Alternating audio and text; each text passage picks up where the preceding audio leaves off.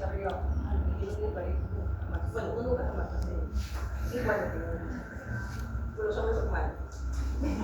Bueno, los chicos que caen. Que son más malos. Ay, ¿qué hacen? Y ella dice, no, pues, está gestando, no sé si está gestando.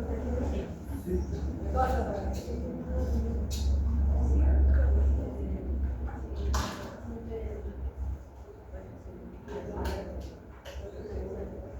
Y si no te dijera, no me acuerdo, doctora. Ay, sí, porque era la universidad que estoy con la radiación.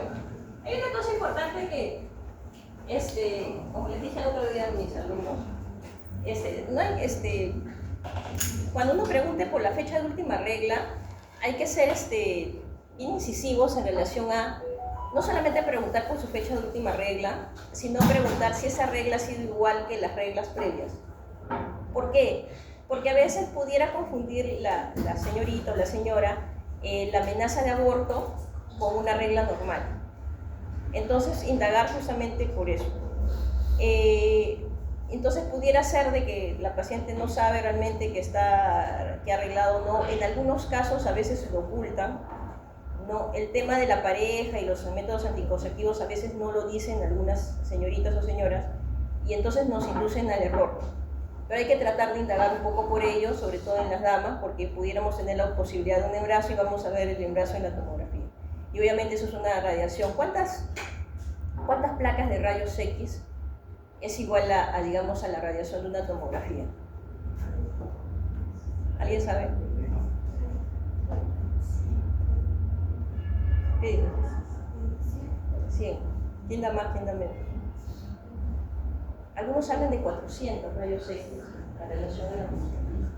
Entonces hay que tomar en cuenta de que en estos casos sí, la opción sería una resonancia magnética si yo tengo, primero obviamente pedir una unidad beta seguramente en el paciente y pedir una resonancia en el caso pues, de que fuera esta paciente, una paciente que está gestada, ¿no? O incluso si no fuera apendicitis fuera otra cosa, ¿no? Preguntarles bien ese tema para no entrar con algunas sorpresas, ¿no?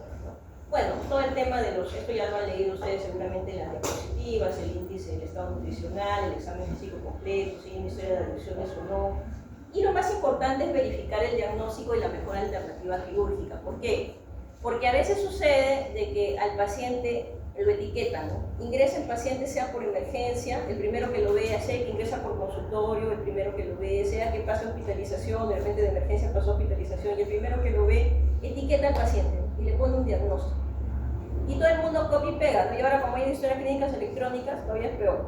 Porque antes aunque se escribía, ¿no? Lo mismo, no, ahora copia y pega. Entonces nunca hay que confiarse del diagnóstico que hizo el colega previo, no porque el colega previo sea malo, porque no lo conozca, no, sino que usted mismo tiene que llegar al diagnóstico. Porque pudiera ser, y sucede muchas veces, creo yo que más en los últimos tiempos que antes, que se equivocan en el diagnóstico y todo el mundo copia el mismo diagnóstico. Y sin embargo eso no es el diagnóstico, en muchos casos ni siquiera se tiene que operar el paciente. Y el paciente ingresa a sala de operaciones por un diagnóstico equivocado.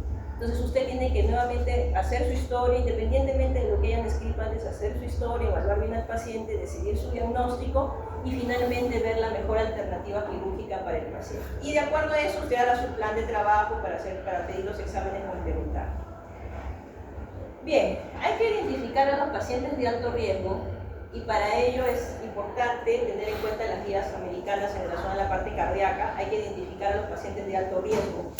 Es un baremo, ¿no? De acuerdo al factor de riesgo que tenga, ICC, enfermedad cerebrovascular, hay una cantidad de puntaje, que es el índice de riesgo cardíaco corregido, y en base a ello uno ve de que si uno no tiene factores de riesgo, la posibilidad o el riesgo de mortalidad es mucho más baja, de enfermedades cardíacas o de paro cardiorrespiratorio, es mucho más baja si no tienes factores de riesgo que cuando tienes, por ejemplo, más de tres o más factores de riesgo, donde incluso el riesgo aumenta hasta un 20%.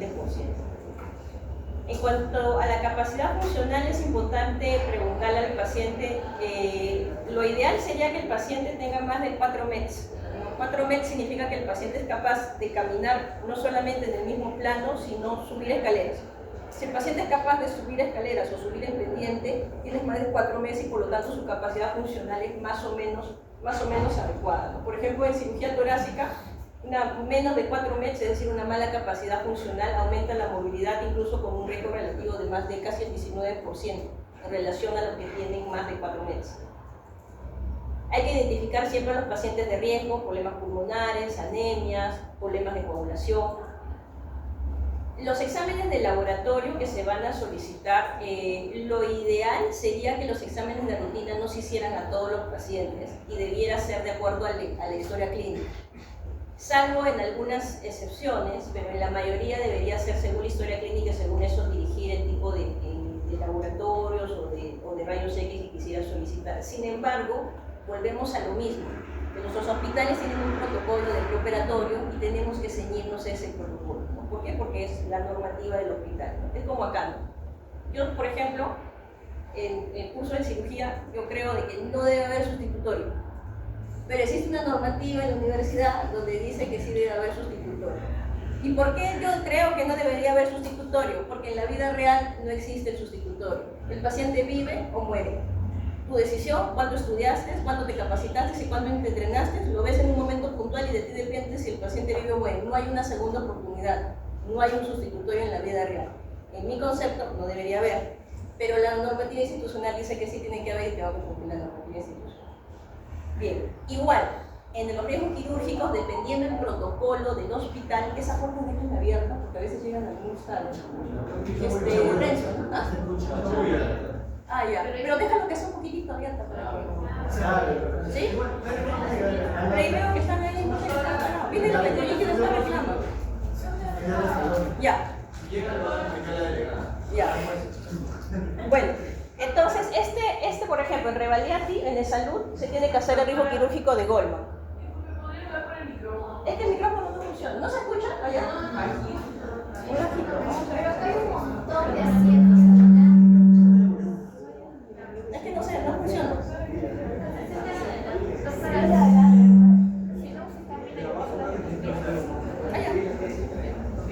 A ver, la delegada se hace yo uso mi grabadora de bueno, entonces tenemos que cumplir este riesgo quirúrgico de Goldman, este perfil de Goldman, que es todo lo que ven ahí. Todo esto es lo que tienen que pedir en el preoperatorio: hemograma, perfil de coagulación, grupo sanguíneo, electrolitos, radiografía de tórax, es lo que tienen que pedir. Y hay que hacer. Ahora, siguiente. Los análisis de rutina no deberían hacerse, sin embargo, tenemos que hacerlo de acuerdo al protocolo que tengamos en el preoperatorio en nuestro hospital. Siguiente. Realmente a veces más es lo que nos quita el tiempo, pero sí debemos hacer estos preoperatorios de rutina siguientes. Si usted va a trabajar de repente a Europa, o si de repente se va a ir a la actividad privada, solamente estos preoperatorios de Goldman o de rutina debiera hacerse en casos de cirugía de urgencia, ¿no? De cirugía de urgencia, si no sabemos nada del paciente de repente, o cuando de repente el paciente no es capaz de dar una historia clínica, sea porque tenga un problema de desorientación o porque tenga un problema psicológico. En otros sitios, es decir, en otras partes del mundo, los riesgos quirúrgicos no son de rutina, sino, digamos, todos los exámenes del preoperatorio no son de rutina, sino son enfocados de acuerdo a la historia clínica. En el caso de nosotros no es así. Siguiente. En el preoperatorio tenemos que planear la cirugía. ¿Y en qué consiste? Tenemos que ver la estrategia y la técnica quirúrgica que vamos a utilizar de acuerdo a lo que veamos en la historia. Tenemos que tener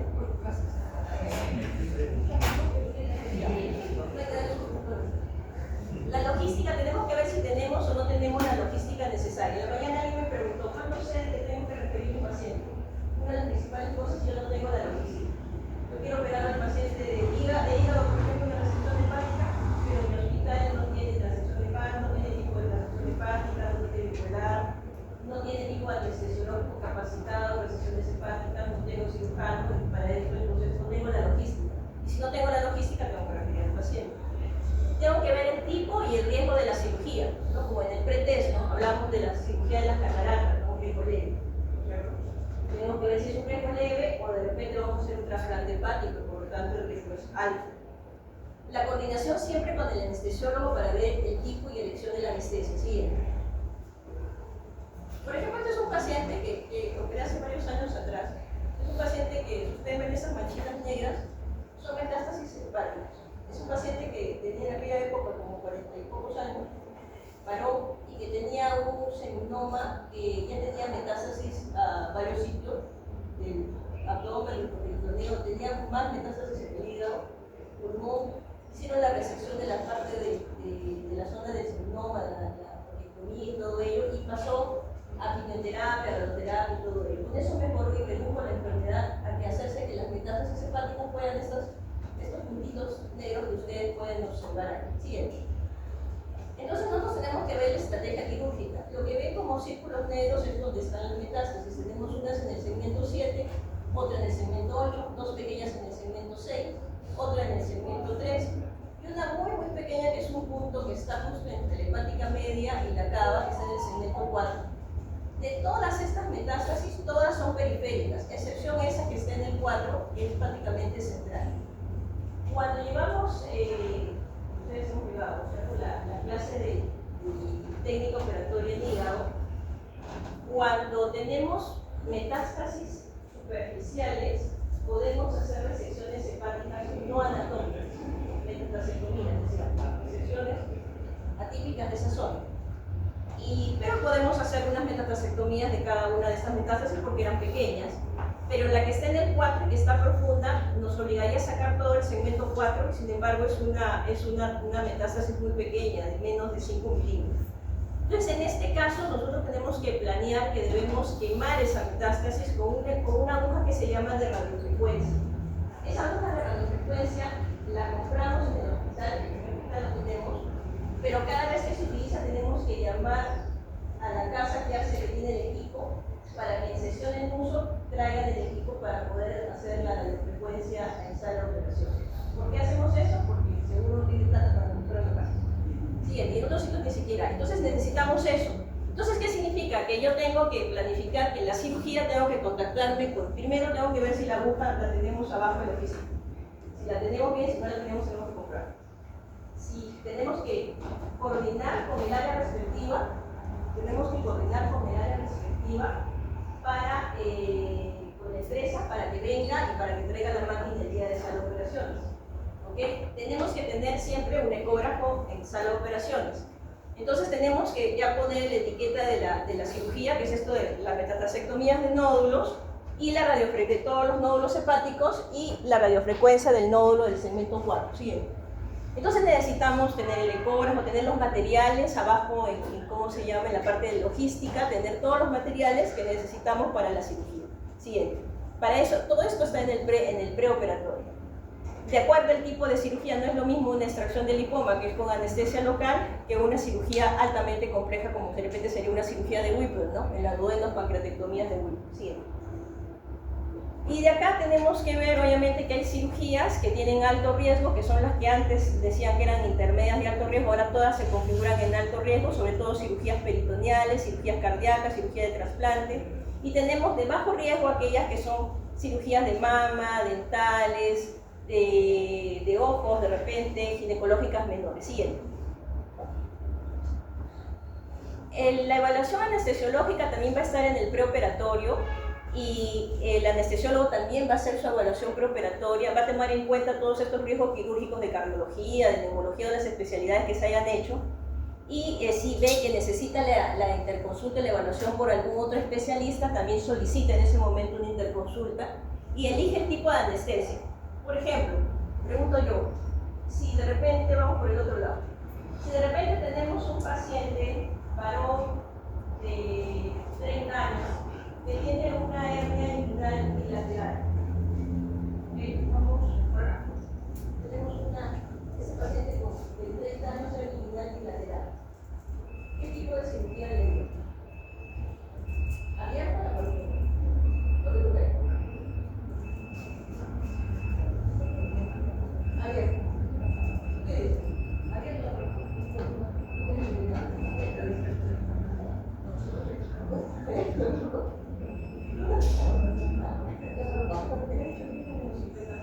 Cuando es una hernia inguinal bilateral, sea hombre o mujer, realmente la primera elección es una laparoscópica. No estoy seguro que lo van a tener en el tiempo, no estoy preguntando nada más. Pero ¿qué pasaría si ese paciente, en lugar de tener 30 años, tiene 70 años? Laparoscópica, obvio. ¿Por qué?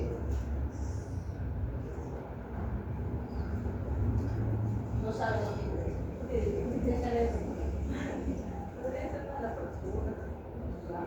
No importa, que tenga 70 años.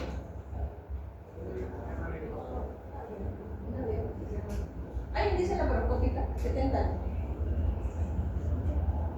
Hay varios doctores con 70 años. Dependería de qué. Dependería de las comorbilidades del paciente. Si tiene 70 años puede ser laparoscópica igual.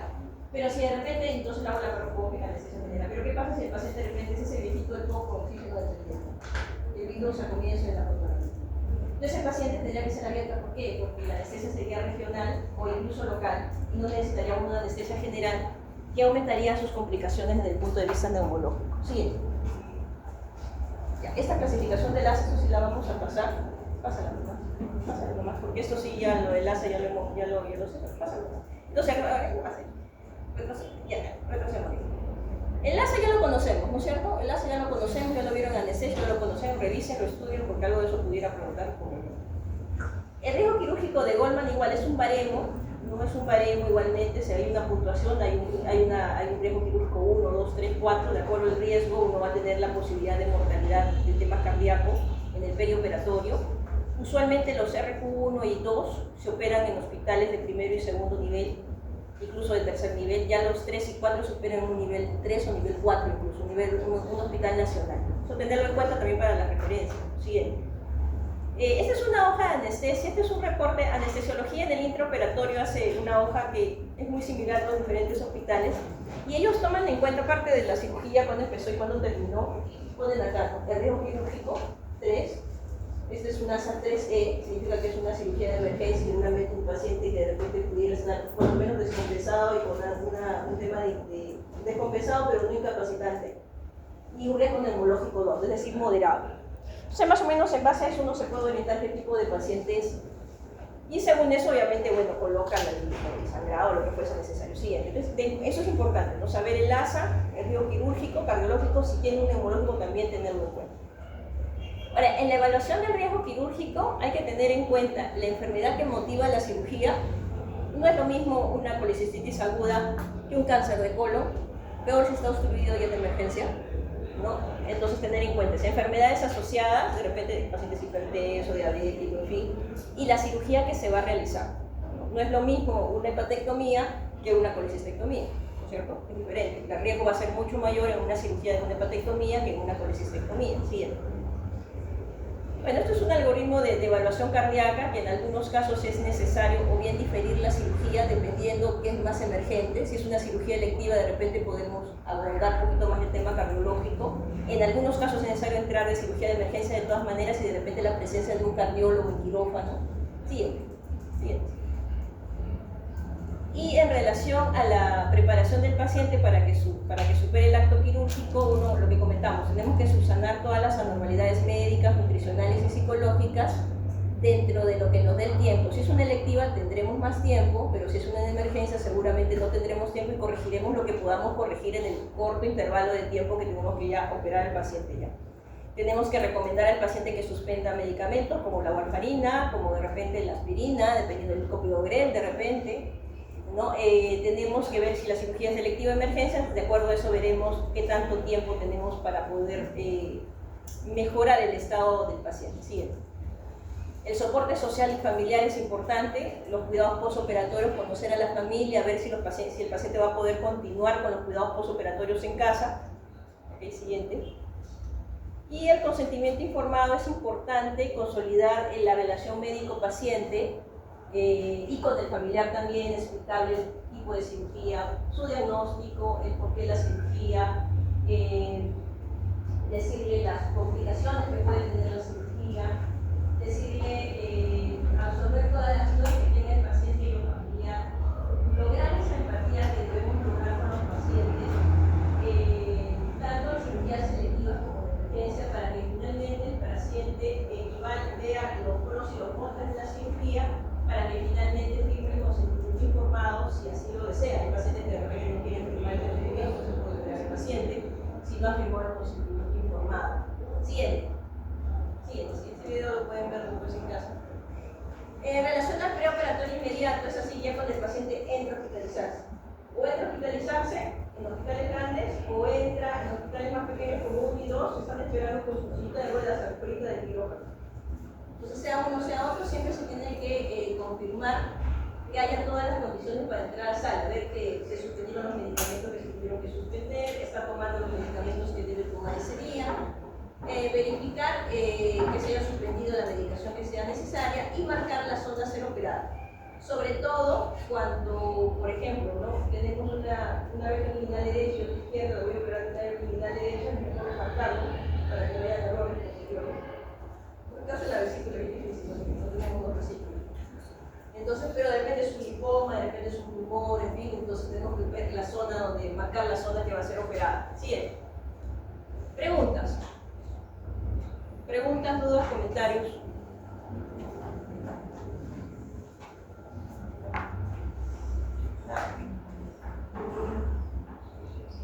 ¿Preguntas?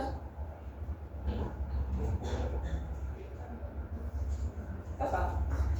Esto ya lo hemos visto, seguimos con esto. Ya, a ver, pregunto yo entonces. ¿Qué pregunta? ¿Alguien tiene que preguntar? Pasa si vemos una paciente mujer de 45 años, sin antecedentes médicos y quirúrgicos, no es alérgica a nada. Esta señora hace un año comienza con un problema de distensión abdominal, llenura precoz, poca tolerancia vía oral, vómitos postprandiales y baja de peso de 20 kilos en lo que va del año. Obviamente la poca tolerancia oral y los vómitos postprandiales han aumentado en las últimas semanas, sino que la vieron de repente en un hospital X y en el hospital X tuvieron que derivarla, qué sé yo, porque no tenían algunos exámenes. Pregunto yo, ¿cuál sería tu primera sospecha de abuso? ¿De dónde? Casi gástrica, ¿no? Es una cosa del libro, ¿no es cierto? Dice abdominal, llenura precoz, ¿cómo decir de qué color es el caballo blanco? Siguiente. Cuando le hacen su endoscopía, ahí ven la endoscopia del tumor, del cáncer. En la tomografía también se ve un estómago retenedor o un cáncer a nivel del antro gástrico, importante en las paredes engrosadas. Bien. ¿Cuál es el plan?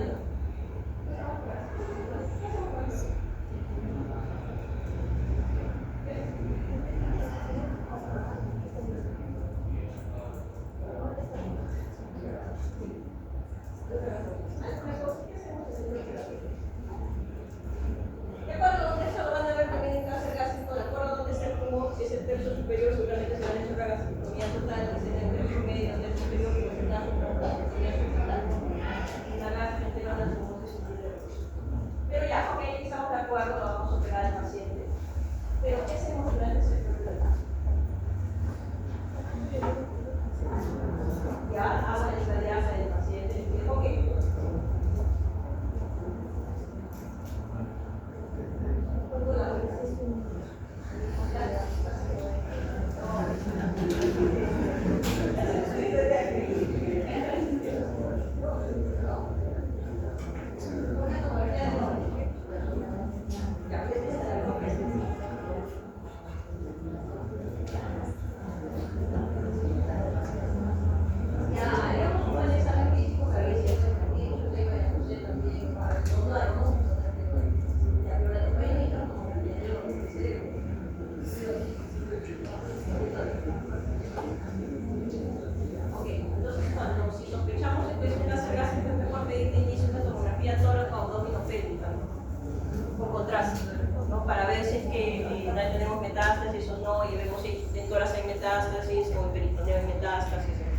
Ya, ok, estadiaje, ¿qué más? Ya no lo operamos. Hacemos el estadiaje, vamos a suponer, no hay nada, el estadiaje es negativo. Tenemos un cáncer gástrico de antro, vamos a hacer una gastrectomía, hemos comentado, probablemente subtotal. ¿Algo más hacemos? En ese preoperatorio.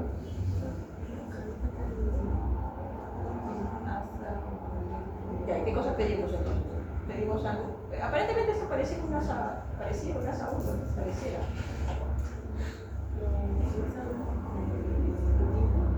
Esos exámenes preoperatorios, ¿no? Según el perfil del golpe. Ok, pedimos todo ese preoperatorio. Los pacientes probablemente necesitaría la evaluación por medicina para un riesgo, pero seguramente dependiendo del hospital le necesitaremos un por cardiología. ¿Qué más hacemos con el paciente? Algo más lo operamos mañana. Mañana lo programamos y lo operamos con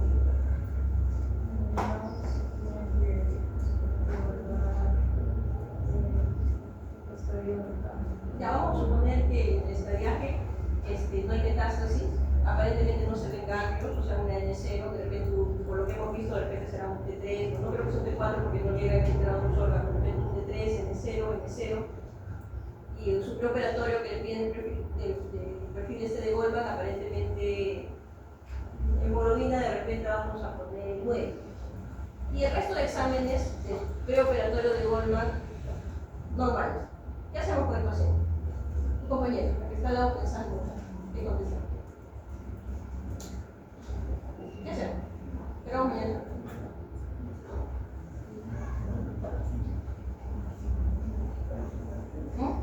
No sabe, no pide. ¿Qué hacemos? Ya que con el futuro del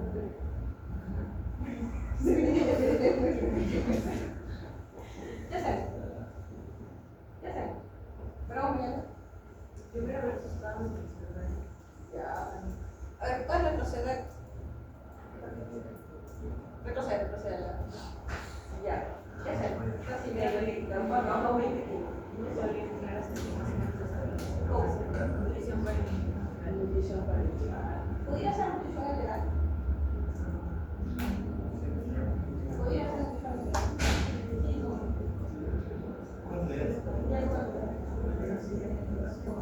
Porque la zona es naso y ayudar. Tendría que ser guía de podría haber una nutrición enteral.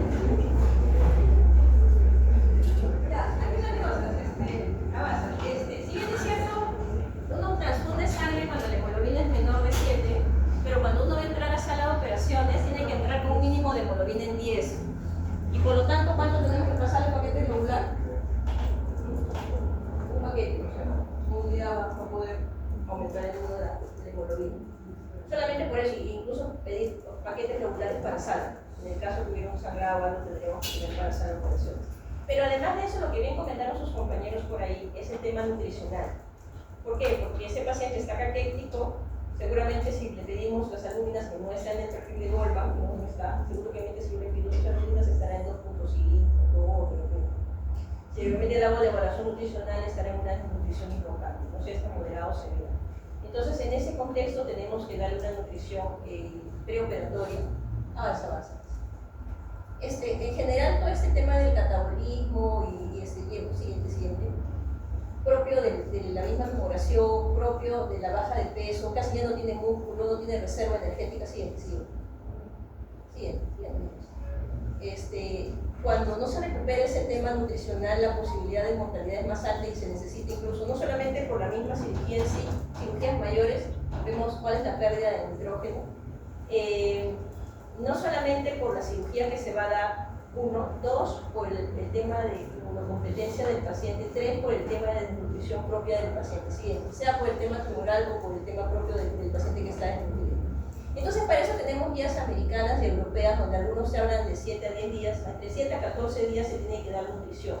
En este caso, lo ideal sería dar una nutrición enteral, pero la nutrición enteral tendría que ser con endoscopio y con nutrición y con sonda nasoilexinal, y dirigir el endoscopio para que logre pase nomás por el tumor no va a pasar. Pero de repente todavía de repente la obstrucción no está al 100%, sino de repente al 90% y hay posibilidad para que pase. Si hay posibilidad para darle nutrición enteral, colocándole una sonda nasoinguinal, excelente. Si no, habría que darle nutrición parenteral, ¿no? Cuanto menos una semana o 2 semanas antes. Y recordar de que en la cirugía, a propósito, eso es una gastrectomía subtotal, han hecho una anastomosis en Niederlux entre el tercio superior del estómago y el yeyuno, ¿no? Y para el día de la cirugía tener una sonda nasoyeyunal para pasar con la sonda y pasar la anastomosis para que llegue al yeyuno. Entonces, cosa que el paciente va a poder alimentarse por vía enteral y a la vez por vía parenteral tipo nutrición mixta. Lo hacemos esto ¿por qué? Porque así traspasa la zona de la principal anastomosis que se puede. Acá tenemos otra anastomosis abajo, pero la que más se ve es la de arriba. Entonces, al pasar esa zona de anastomosis con la sonda, nos estamos ayudando de que no se abra ello, ¿no? Y si se abriera, tiene todavía, está más abajo la sonda y por lo tanto se puede nutrir de una manera adecuada el paciente. Porque recordar que la nutrición parenteral es buena en ciertos casos, pero en otras puede producir sepsis por temas de catéter. Siguiente. Bien. Ahora, en relación al postoperatorio, por eso es importante esa fase del preoperatorio, ¿no? Porque en la fase del preoperatorio, hace un rato hemos visto estadiaje, cirugía que vamos a realizar, pero tenemos que tener en cuenta todos los factores. Este paciente, por ejemplo, estaba con anemia, que teníamos que reponerle sangre, el paquete globular, en el contexto de que se va a operar tiene que estar a más de 10 a más, cirugía electiva evidentemente, y teníamos que recuperar desde el punto de vista nutricional. Porque si no lo recuperamos desde el punto de vista nutricional y el paciente entraba en sala, lo más probable es que este paciente haga una dehiscencia de la anastomosis. Y con esto peritonitis y con esto se muere el paciente. Entonces, en lugar de ayudarle, le hemos llevado al más allá nosotros mismos. Okay. En el tema del postoperatorio lo mismo, ¿no? Lo mismo que tenemos que tener en cuenta, ¿no? La enfermedad que motiva la cirugía, las enfermedades asociadas y la cirugía realizada. ¿Sí? Ahora, en las complicaciones postoperatorias quirúrgicas hay complicaciones médicas y complicaciones quirúrgicas. Dentro de las complicaciones médicas pueden estar las neumonías, las infecciones urinarias, los sepsis por catéter, pero dentro de las quirúrgicas van a estar las correcciones o los abscesos, van a estar las licencias, van a estar los sangrados, ¿no? Los hemorroideos, en el caso de cirugía abdominal. Entonces, como hay una gran variedad de complicaciones, en el mundo se dio esto, la clasificación de complicaciones quirúrgicas según esta escala de Clarendon, que es la que más se utiliza en el tema de investigación.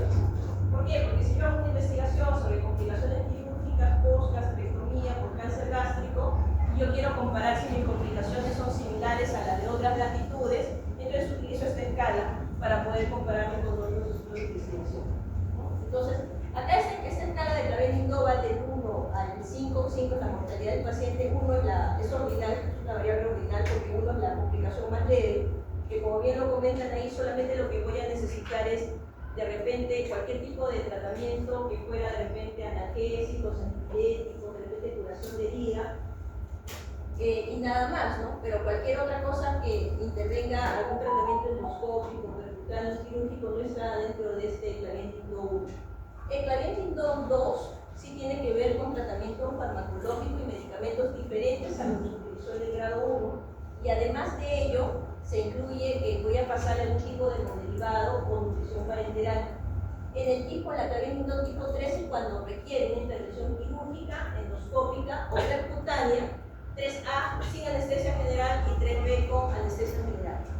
Y 4 es cuando ya el riesgo, la complicación es tan grande que necesito no solamente de repente recuperar, sino que el paciente pase en unidad de cuidados intensivos porque hay una disfunción orgánica, sea de un órgano o sea multiorgánico. Y después de eso va el 4A y el 4B, y el 5 si es la muerte del paciente. Bien. En la evaluación en el postoperatorio hay que tener en cuenta las funciones vitales, el balance hídrico, no sobrehidratar al paciente, si ver el tema si está orinando bien el paciente o no, de repente está haciendo una anuria el paciente, y veremos si está haciendo un globo vesical, que sería lo más sencillo para el paciente, usted le colocará una sonda, o de repente está haciendo una anuria por un problema renal, un problema de repente que estamos pasando por alguna cosa nefrotóxica, o de repente el paciente renal crónico que no sabíamos si se ha reagudizado su problema de insuficiencia renal, de repente necesito darle más volumen, necesito darle diuréticos, ya tendré que ver, ¿no? Tenemos que ver el tema de los drenajes y la sonda, cuánto es el volumen. Si tiene sonda nasogástrica, ver cuánto Si tenemos sonda Foley, tenemos que ver si la sonda Foley en la orina es clara o de repente es hematúrica. Pregunto yo, vamos por acá. ¿Qué pasaría si yo opero un paciente de una obstrucción intestinal por un cáncer de sigmoides, hago una sigmoidectomía y hago una colostomía local? Ya lo hemos llevado, ¿no es cierto? En técnica quirúrgica, ¿no es cierto? Ya lo saben. Entonces aboco la parte proximal, ¿no es cierto?, que es la de Hartmann, y la parte distal, ¿no es cierto? ¿Ok? ¿Y qué pasa si yo en recuperación lo voy a ver al paciente y la orina es hematúrica? ¿Eso qué sería? No. Bien raro, ¿no? ¿Con qué estructura anatómica? Al momento de hacer una sigmoidectomía, ¿con qué estructura anatómica yo pudiera haber hecho alguna maleficencia si produce una hematuria en el paciente? ¿Sabes que es muy correcto?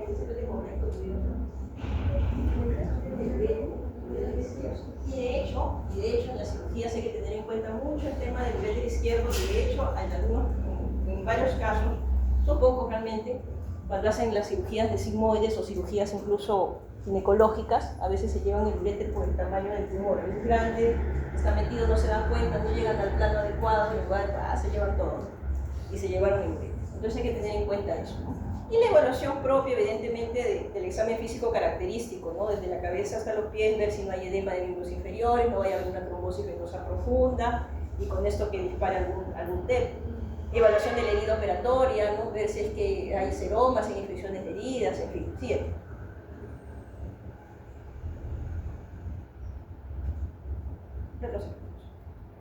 Dentro de la taquicardia en el postoperatorio hay que tomar en cuenta muchas cosas.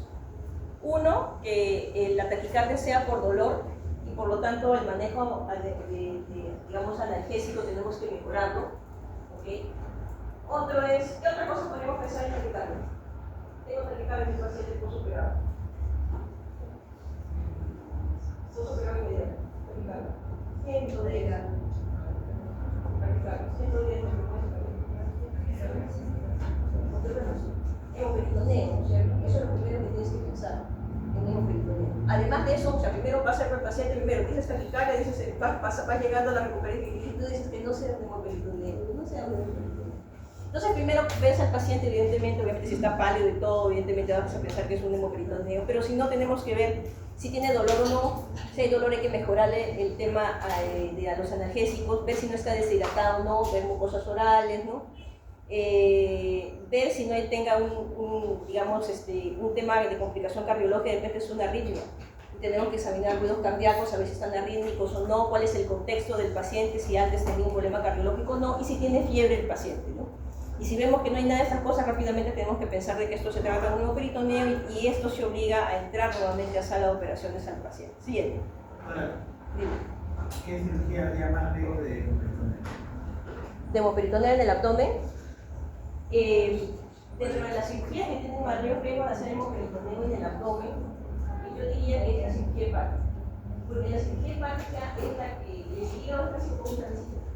Y uno no ve mucho las estructuras, entonces hay el mayor riesgo de poder hacer sangrado. Y de hecho, si uno no tiene el instrumental adecuado, pudiera hacerlo sangrar más de la cuenta, y a veces hay pacientes que, por ejemplo, a veces hacen una nefrectomía en un riñón poliquístico, y a pesar de ser el riñón y no es del hígado, estaba muy pegado al hígado y se rajaron el hígado. Nos llaman, el hígado está sangrando. Porque es cierto, a veces solamente con tomar un poco sangre. Entonces, si la cirugía del hígado o dañas al hígado pudiera ser más sangrante. Pudiera ser, no digo que lo sean siempre, pero pudiera ser. Sí. O en general tumores también que están cercanos a disecciones vasculares, ¿no? De repente tumores retroperitoneales, ¿no? Donde uno tiene que separarlo de repente de la aorta o de la cava, incluso hacer injertos vasculares. Eso nos podría tener mayor posibilidad de sangrar. Sí. Ese tema de la sepsis, el shock séptico siguiente, eso lo van a ver en la clase con el doctor de la Cruz. Algunas consideraciones, ¿no? La fiebre en el postoperatorio. Y la fiebre en el postoperatorio, como vimos en el pretest, hay temas por pirógenos endógenos, que es el primero a las 24 horas, 24 a 48 horas. Siguiente. Entonces, la fiebre postoperatorio precoz en el primero y segundo día postoperatorio, podemos asociarlo a estos pirógenos endógenos y con esto el estrés quirúrgico, ¿ok? Atelectasia podría ser una opción, fármacos, y transfusiones, si es que las hubiera visto. Siguiente, el tema básicamente es la respuesta inflamatoria con el tema de los pirógenos endógenos. En atelectasia tenemos que escuchar bien los pulmones, mayor posibilidad para que haya con los tapones mucosos. Usualmente la temperatura no pasa más de 38,5, 38,7, no más realmente, 38,9 es bastante, pero realmente no pasa de eso. Uno toma de repente una placa de tórax, encontramos una atelectasia o más de una, y para eso tenemos que decir, sobre todo los pacientes que son cirugía abierta, hacerles que el paciente tenga el espirómetro de incentivo, ¿no? Que es como una, de repente ya lo han visto en sus prácticas, ¿no? Que es como ¿cómo se llama? Como una boquilla tiene, y está conectado a un equipito que tiene unas bolitas de colores, ¿no? Y uno aspira, el paciente aspira y las bolitas tienen que subir arriba, ¿no? Eso para mejorar el compliance del pulmón. Entonces así evita que el paciente haga atelectasia y por ende, al no haber atelectasia, tiene menor posibilidad de hacer neumonía, ¿no? Entonces el paciente tiende a no respirar bien porque le duele, ¿no? Entonces hay que mejorar la analgesia y darle espirómetro de incentivo. Siguiente. Es importante tener en cuenta las complicaciones. Hay factores de riesgo para hacer complicaciones pulmonares. Pacientes de repente de mayor edad, 70 años, 65 años, mayores de 70 años, pacientes que son asmáticos, que tienen problemas pulmonares de fondos, obesos, ¿no? Y bueno, de acuerdo a eso vamos a tener una serie de factores. Siguiente. Y lo importante en estos pacientes fumadores, ¿no? Prevenir, ¿no? Y en esos pacientes que sospechamos que van a hacer problemas respiratorios en el postoperatorio, primero hay que decirle al paciente que deje de fumar si es fumador, ¿no? Si es cirugía electiva, cuanto menos 1 hasta 3 meses antes, si es factible, ¿no? Comenzar con espirometría de incentivo desde antes y que obviamente esté estable, si tiene un problema respiratorio, tratar de que esté estable con los inhaladores que utilice y lo que fuese necesario. Siguiente. Ya en el postoperatorio, lo que hay que hacer con estos pacientes es fisioterapia respiratoria, en algunos casos es necesario nebulizaciones, si el paciente es poco, es asmático, esto de la espirometría de incentivo ahí lo está haciendo el señor, y caminar de manera precoz, ¿no? La nebulación rápida. Siguiente. También hay reacciones inmunológicas, a veces hay transfusiones que llevan no solamente a fiebre, comienza a hacer racha el paciente, incluso hipotensión, en el caso de hacer incluso, algunos hacen hasta anafilaxia, hay que tener cuidado con ello. Siguiente. El tema de la hipertermia maligna, también indagar en el paciente si anteriormente ha hecho esto o si algún familiar tiene el tema de hipertermia maligna para tomarlo en cuenta. Esto lo tiene que tomar mucho en cuenta el anestesiólogo. Siguiente. Recordar que la hipertermia maligna se puede presentar desde 1 hasta 10 horas posterior a la anestesia general. Hay que tenerlo en cuenta. Entonces, eso en el postoperatorio 1 y 2 básicamente son el estrés quirúrgico, atelectasia, transfusiones, mayor riesgo. Y en el postoperatorio 3 o 4, pasa la visita y encuentra que el paciente tiene fiebre. ¿Qué día es? El día tercero. Ahí hay que pensar en todo lo que ha habido, el cateterismo que ha habido, la invasión de catéteres que han habido en el paciente, y podemos sospechar en infección urinaria, levites, infección de catéter venoso central, si tuvo un CBC, y una trombosis, incluso un TEP, una trombosis venosa profunda. Siguiente. Sí, vamos a avanzar porque ellos se aburren cuando hablamos mucho. Una cosa importante, retroceder un poquito más. Cuando estamos hablando del postoperatorio 3 o 4, hay que tomar en cuenta de que la temperatura o fiebre en infección urinaria va por encima del 39.9 de 40 grados. Estaba por encima del 39.5. La atelectasia era menos, y esto va de 37.5 en adelante. 38.5 para en adelante. Es la infección nosocomial más frecuente. Siguiente. Y tenemos que tener en cuenta siempre la prevención. Y la prevención es lo que comentamos en clase. Vamos a preguntarle a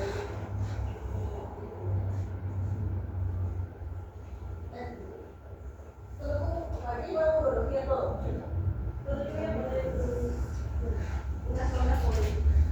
Es lo primero que tengo que hacer. No responde a mi grupo. No responde a mi grupo de técnico operatorio. Ya, empieza a hacer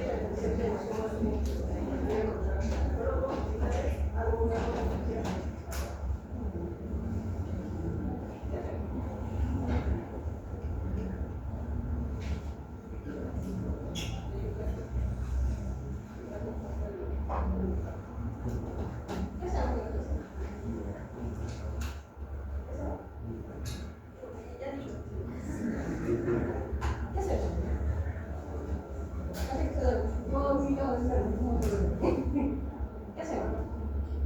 Limpiamos la zona, vamos a colocarlo. No, pero tiene ese cable. Cabo, no se va a prestar ese cable.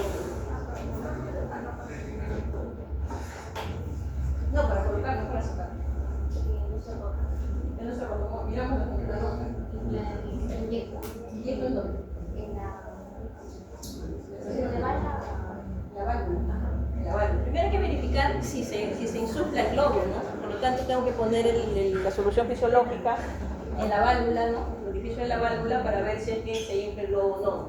¿Por qué? Porque si yo coloqué la sonda, no verifiqué eso, pongo supuestamente instilo el líquido, el cloruro, la solución fisiológica en la válvula y no se infla porque está malogrado, eso está roto, eso está malogrado. Entonces, como retrocedo y me saco con toda la sonda. Entonces, ¿qué significa? Que voy a tener que volver a colocar otra sonda. Entonces, la posibilidad de hacer, cuando yo hago digamos, el colocar la sonda, sacarlo por gusto y volver a colocar otro nuevo, aumenta la posibilidad de infecciones urinarias. Entonces, por eso hay que prevenir. La idea de nosotros y nuestro trabajo como médicos es ayudar al paciente, no molestar más al paciente de lo que ya está. Entonces, es importante la técnica de asepsia, antisepsia, retrocedo un ratito. Y siempre que la técnica sea cerrada, hay que conectar siempre con el colector todo, para que no entre solamente la sonda, sino todo con el colector. Si se al desarmar alguna cosa, hay que volverlo a colocar, eso sí, porque ya se contaminó todo el sistema que tiene que estar totalmente estéril por dentro, cuando menos. Bien. Ver este tema de la flebitis en el postoperatorio es importante, no solamente verle la barriguita al paciente, en el caso de cirugía abdominal, si es del tórax, de repente el tórax, no, sino también ver si no hay flebitis en la zona de donde estaban antes los catéteres o donde están insertados los catéteres, sean estas periféricas o sean estas centrales, siempre. En el caso de sospecha de una infección de punta de catéter, es importante retirar el catéter, sobre todo cuando tiene varios días y no ha sido cambiado, mandar el cultivo de punta de catéter y mandar un hemocultivo, hacer una limpieza y comenzar con una antibiótico terapia empírica. ¿En qué términos sospechamos en una infección de catéter?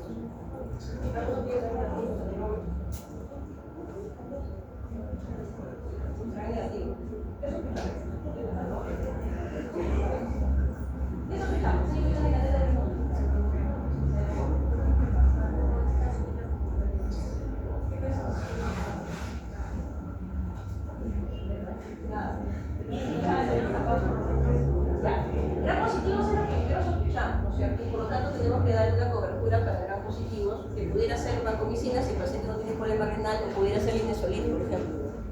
Bien, otra complicación que puede haber es la trombosis venosa profunda y el TEP siguiente. Entonces es importante ver el signo de Hoffman, ver de que es una pierna más hinchada que otra y por lo tanto tenemos que bajarle las sábanas para mirar las piernas, a veces no hacemos eso y es importante tenerlo en cuenta.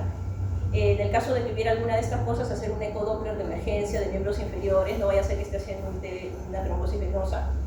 Identificar qué pacientes tienen riesgo para ello y en estos pacientes dar heparina de bajo peso molecular de manera profiláctica, incluso medidas mecánicas, ¿no? A veces algunos hablan de unas panties especiales que ayudan en algo en la posibilidad de que no haya trombosis venosa profunda. Otros, incluso con más evidencia de una compresión intermitente de miembros inferiores siguiente. Es importante también tener en cuenta el tema del TEP, ¿no? Que es el dolor torácico, la disnea súbita, es importante la prevención, esto sobre todo en pacientes que han tenido antecedentes de tromboembolia pulmonar o TBP, tener en cuenta que estos pacientes seguramente han sido anticoagulados, más o menos la varfarina unos 3-4 días antes y después comienza con enoxaparina bajo peso molecular. Y lo retiras de enoxaparina el día previo a la cirugía. El paciente se opera y apenas pueda comenzar, o sea, no haya signos de sangrado de repente dentro de las primeras 24 horas, empezar con el enoxaparina justamente para evitar que nuevamente vuelva a ser esta trombosis venosa profunda que sería como antecedente o un TEP que sería catastrófico para el paciente. Siguiente. Pero esta es la escala de Caprini. Igualmente es un baremo que te va a dar una puntuación determinada dependiendo la edad del paciente, dependiendo el índice de masa corporal, dependiendo si toma anticonceptivos, dependiendo si tiene cáncer o si la cirugía es artroscópica o tiene algún tipo de cirugía mayor, en fin. Entonces, de acuerdo a esa puntuación, se va a ver si el riesgo es bajo, que de repente si el riesgo es bajo, solamente lo que necesita el paciente es una deambulación temprana, ¿no? En el postoperatorio inmediato tratar de que deambule el paciente. O pudiera necesitar de estas medidas compresivas de miembros inferiores, o pudiera necesitar en algunos otros casos de heparina de bajo peso molecular, incluso sin tener el antecedente de tromboembolia pulmonar, ¿no? Entonces, de acuerdo a esto, uno más o menos va a poder decidir qué tipo, si damos o no damos algún tipo de profilaxis de tipo, sobre todo anticoagulantes, ¿no? Heparina de bajo peso. Estas son las medidas de compresión, estas medidas especiales que son como...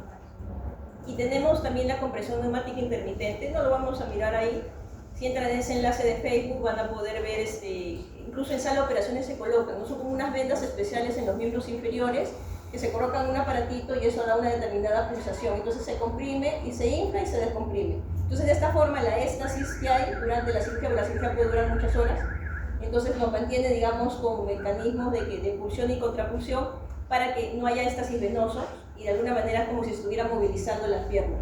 Entonces eso se hace sobre todo cuando la cirugía va a ser muy prolongada, cirugía de páncreas, cirugía de hígado, cirugía de trasplante, cirugías cardíacas, cirugías torácicas que van a durar mucho tiempo, se ponen estos aparatitos que están abajo en sala de operaciones cuando se tiene, evidentemente, ¿no?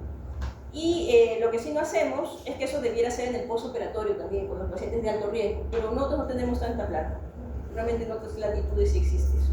Y dependiendo del riesgo, si es moderado, siguiente, o si el riesgo es alto, vamos a dar una cantidad de enoxaparina como profiláctico, ¿no? Por 24 horas, cada 24 horas. Y tratar de que la deambulación sea precoz en estos pacientes. Siguiente.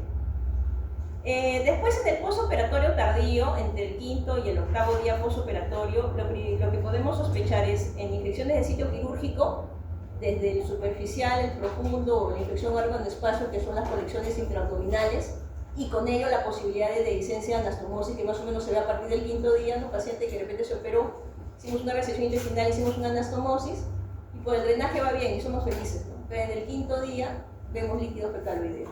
Entonces veremos si solamente será una fístula que podremos tratarla así o tendremos que entrar a sala de operaciones a hacer una ostomía. Eso ya lo tendremos que ver, ya son cosas que tenemos que ser puntuales en ello, ¿no? Entonces en el postoperatorio 5 lo que vamos a sospechar, una infección de sitio quirúrgico, cualquiera de sus fases o una neumonía. Siguiente. Esto de la infección de sitio quirúrgico avanza, esto también lo van a ver en la clase de heridas.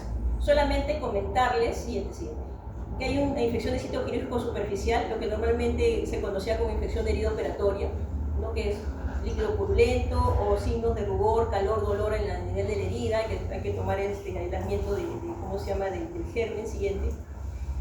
La infección de sitio quirúrgico profundo ya no es piel y tejido celular subcutáneo, sino ya hablamos de fascia, ¿no? De fascia, de pared muscular, ¿no? Y como ven acá, se puede hacer el diagnóstico con cualquiera de estas posibilidades.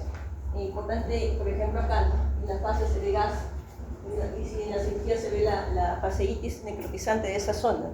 Entonces tenemos una infección profunda, infección de sitio quirúrgico profundo se llama eso. Siguiente.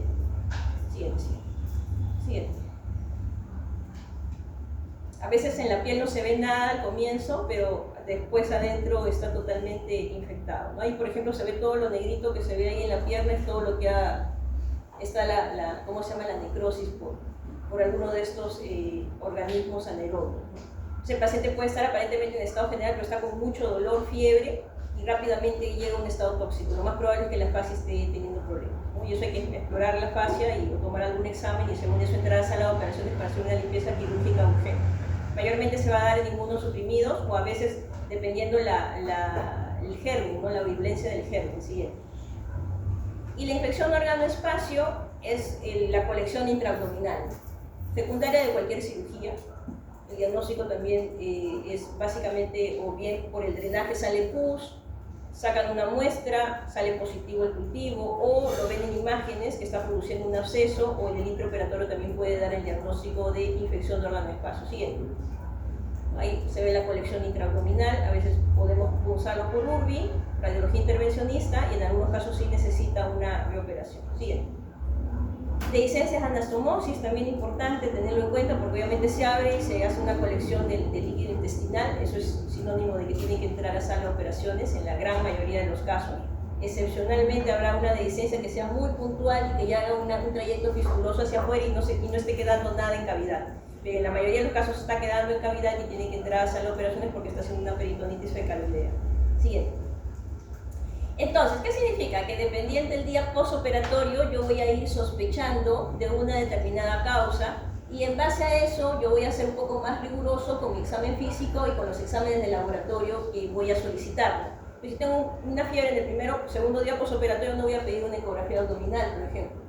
Pero de repente si lo tengo en el 5º o 6º día o 7º día sí será importante pedirlo. Siguiente. Bueno, siguiente hacemos el estudio, bueno, el tratamiento. Avanzamos. También podemos tener complicaciones respiratorias, que son las neumonías. y que a veces lo vamos a ver mucho en pacientes que han sido, sobre todo porque han sido intubados, la gran mayoría con anestesia general, y además de ello, pacientes que han estado en UCI, por ejemplo. Siguiente. Eso ya lo van a revisar ustedes. Siguiente. No va a pasar hablando ya. Dentro de las complicaciones digestivas vamos a ver el hilio dinámico. Lo normal es que el hilio postoperatorio vaya entre las 24 a 72 horas, no más. Si pasa las 72 horas estamos hablando de un hilio prolongado y tendremos que ver electrolitos. ¿Qué electrolito es el que lleva al hilio postoperatorio? Si yo tengo baja o aumento de electrolito, ¿qué electrolito puede estar involucrado? Potasio. Si tengo una baja, si tengo una hipocalemia, puede estar condicionando un hilio, tenemos que reponerlo, por favor. Si pasa esa cantidad del postoperatorio del hilio más de 72 horas, tendremos que tomar una radiografía, veremos si necesita alguna cirugía o no, o todavía de repente hay un tema médico que podemos ver. Siguiente. Bueno, siempre el tratamiento va a ser NPO, zona nasogástrica, corregir electrolitos, dar procinéticos, deambulación precoz y de repente dar nutrición parenteral durante el tiempo que dure el hilio. Siguiente.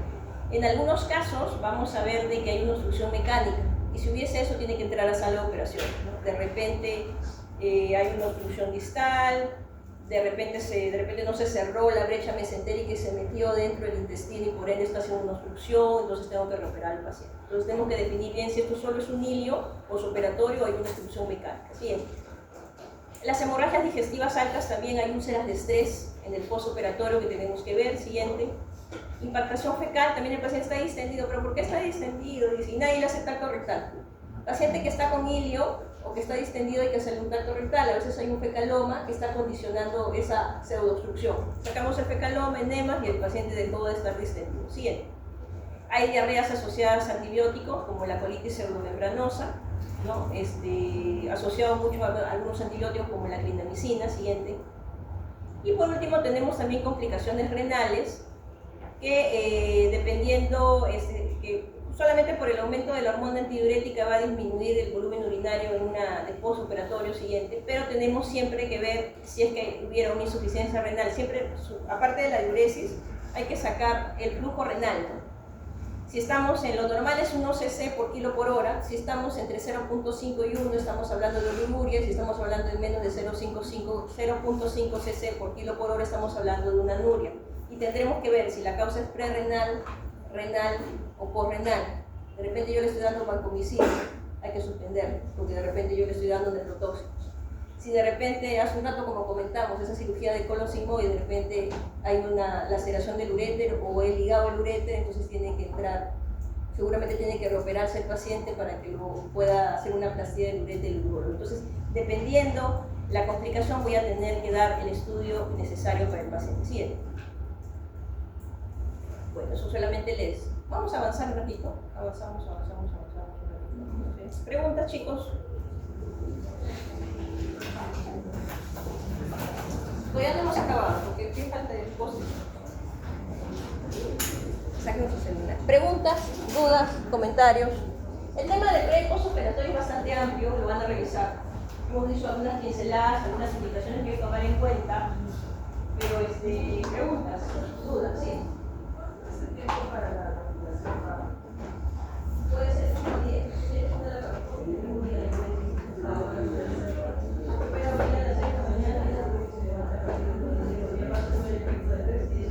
siempre indicar al inicio la fundación asistida, familiar, igual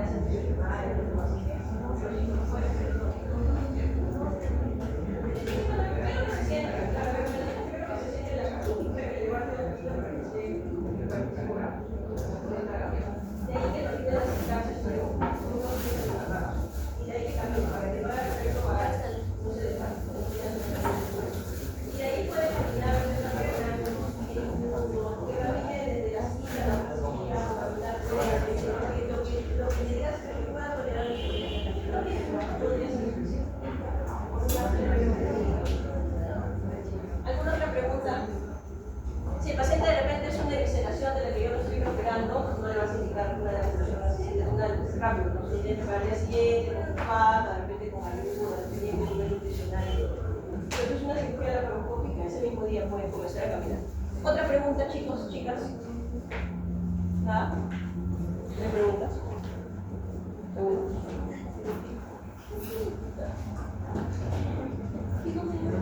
A ver, chicos, rápidamente este caso. Es una paciente mujer de 60 años, obesa, un IMC de 30 kilos por metro cuadrado, hipertensa, toma captopril sin alergias a medicamentos, que presenta una fractura de peroné, con desplazamiento de fragmentos por caída de escalera. Encontramos eso. Y otra vez es trauma, tampoco me preguntes eso, porque todo está dentro del pre y postoperatorio. Sus exámenes preoperatorios eran normales, su EKG era normal, ¿no?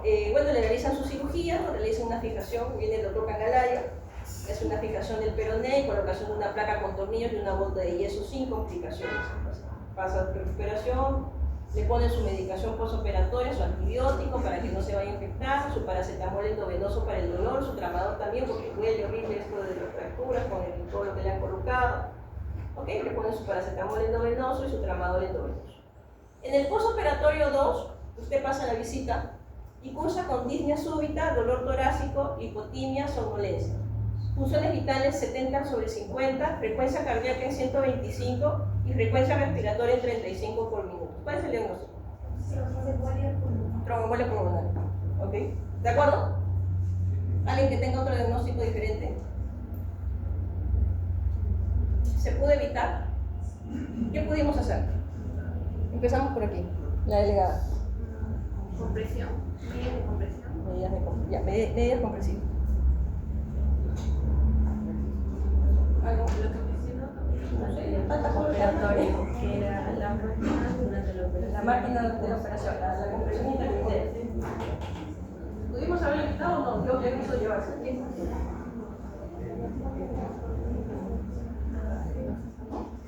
¿Qué piensas hacer? O sea, ¿se pudo evitar? O yo ya la tenía en la lista ya. Se pasaba el paciente se murió. Marina. ¿Terapéutico o profiláctico?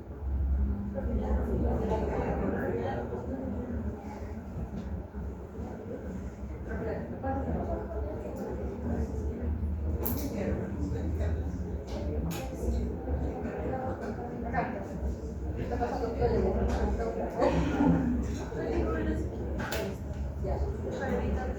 ¿qué cosa ya quedó?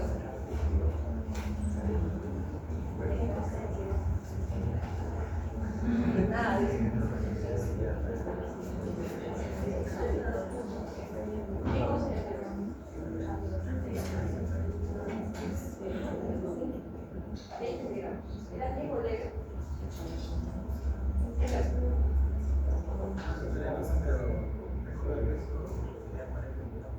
Este paciente tenía un riesgo leve, un riesgo moderado, un riesgo alto de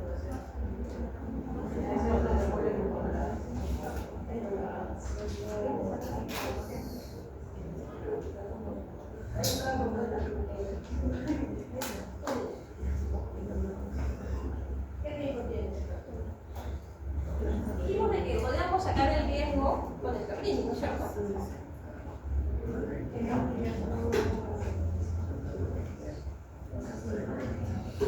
A ver, recapitulando, ¿cuántos años tiene el paciente? 60 años. IMC de 30 y hipertensión. ¿Okay? Entonces nos vamos al caprino. Bueno, pues de por sí, uno de los efectos fisiológicos en la cirugía, siempre va a haber un aumento de la densidad plaquetaria y con eso la mayor riesgo de tromboembolismo. Obviamente algunos van a tener riesgo leve y otros riesgos altos dependiendo la comorbilidad del paciente. Entonces el paciente tiene 60 años, tendría un punto, ¿no es cierto? Pero tiene un índice de masa muscular elevado, ¿no es cierto? Acá tiene 2 puntos nada más. No sabemos si tenía venas varicosas o no, así que no lo ponemos, pero teníamos una fractura de pierna, ¿no es cierto? 5 más 2, 7 puntos, que sería riesgo alto. Y por lo tanto, la heparina de bajo peso molecular tendría que estar en 40, ¿no es cierto? Subcutáneo. Entonces, medidas de compresión, como por ahí comenta, hubiera sido ideal una compresión neumática intermitente, cuando menos durante la cirugía, y en riesgo alto es 40 miligramos subcutáneos para intubación. Hubiéramos podido prevenir si la pregunta sería, y me pregunto yo, ¿no? A veces nosotros hacemos, o sea, es importante el pase de visita, ¿no? Es importante el preoperatorio y el postoperatorio porque en base a eso de repente el paciente pudiera haber recibido de manera precoz una anticoagulación profiláctica y por ende el paciente no hubiera hecho un TEP y por ende el paciente no se hubiese muerto. La culpa del paciente que hizo el TEP y se murió, ¿de quién es? ¿De Dios? ¿De la captura? ¿O de nosotros? De nosotros porque no supimos que debíamos hacer eso. Y no le dimos, y por lo tanto le dimos bien su analgesia, le dimos antibiótico, pero fallamos en algo muy importante, ¿no? Y lo importante justamente era hacer, en este caso, una profilaxis del tipo de la anticoagulación. De ahí que viene esto, ¿no? El conocimiento es un importante recurso en la organización de los elementos necesarios, comorbilidades del paciente, enfermedad por la que se va a realizar la cirugía y la cirugía realizada. Para llegar a un diagnóstico certero es fundamental en la toma de decisiones en el manejo de pacientes tanto en el pre y en el postoperatorio. Y en muchos de los casos de usted depende que el paciente salga vivo o no lo salga. ¿Ok? Bien chicos, con esto muchas gracias. Vamos a pasar lista.